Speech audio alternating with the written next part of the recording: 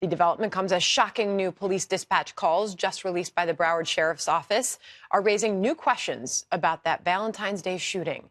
The new audio directly contradicts claims made by armed school resource officer Deputy Scott Peterson, who insists he did not enter the school because he thought the shooting was taking place outside.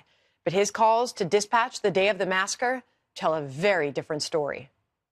I think we got shots fired. Also shots fired. 1200 building. 26. No, we also heard it over by inside the 1200 building. Trace Gallagher's live in our West Coast newsroom with more on these disturbing new tapes. Trace?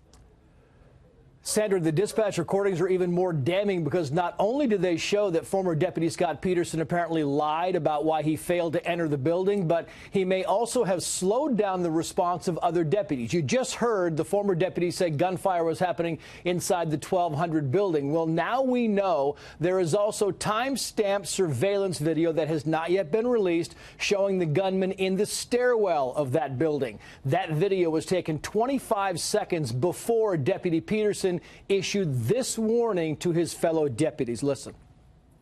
Broward, do not approach the 12 or 1300 buildings. Stay at least 500 feet away at this point.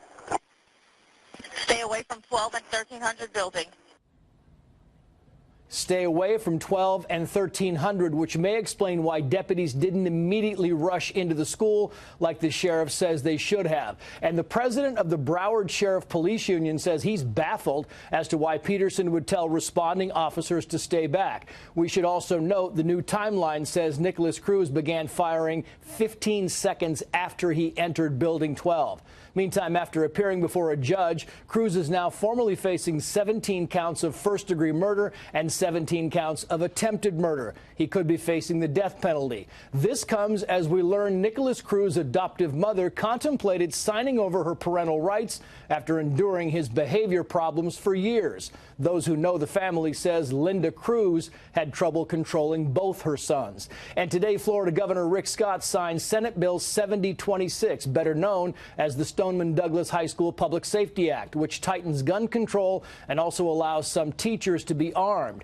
The GOP governor has said he is against arming teachers, but he also realizes during these times he needs to compromise. Finally, a Stoneman Douglas student shot 5 times has been put back into the intensive care unit because of an intestinal infection. Doctors do, however, expect him to recover. Sandra. Trace, tough stuff. Thank you. Here now to respond exclusively, Broward County Deputy Sheriff Jeff Bell. He's also president of the Broward Sheriff's Office Deputies Association. Sheriff Bell, thank you for coming on with us tonight. Take us through your thoughts when you first heard this audio, as we are now hearing it tonight. Well, I'm shocked at the audio because the audio 100% contradicts what former Deputy Peterson said, that he did not know where the shots were coming from in the beginning, and that his lawyer even said in a press release that he thought the shots were outside. In his own words, he's describing where the gunshots are coming from, inside the 1200 building. He's calling that out multiple times. And then for the life of me, I cannot understand why he would tell the responding deputies to stay at least 500 feet away. His commands at that point should have been, we need to get units in here ASAP, and we need to form a team and get inside this building to stop the loss of life. Had he responded differently that day, we would be looking at a completely different outcome. Do you think?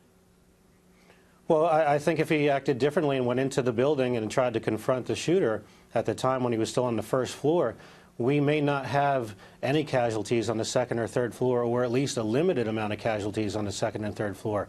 But he didn't have the proper action that day, and he didn't go inside the building like he should have. Why do you think that is?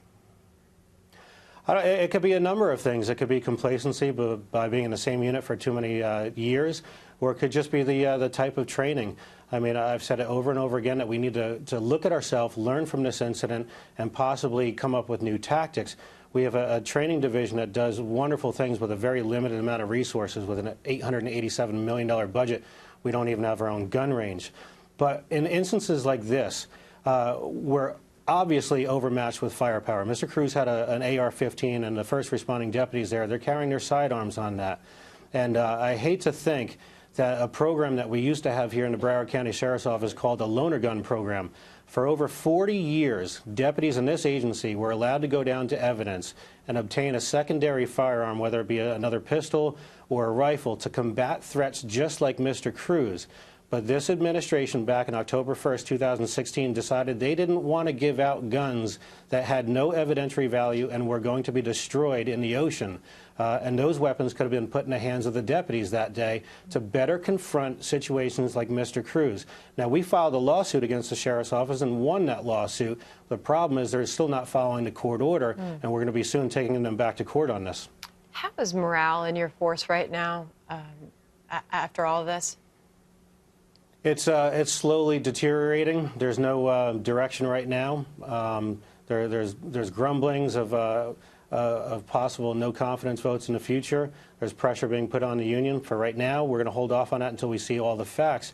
But the daily deputy that's on the street, they're bearing the brunt of the comments from the people out in the public. They may be mad at the sheriff, they may be mad at the sheriff's office, but they're going to take their anger out on the first representative of the sheriff's office, and that's going to be the road patrol deputy. So they're the ones getting called the cowards. They're the ones getting made fun of for not going inside of school that day, and we're paying the ultimate price as deputies, and that needs to be stopped by the administration.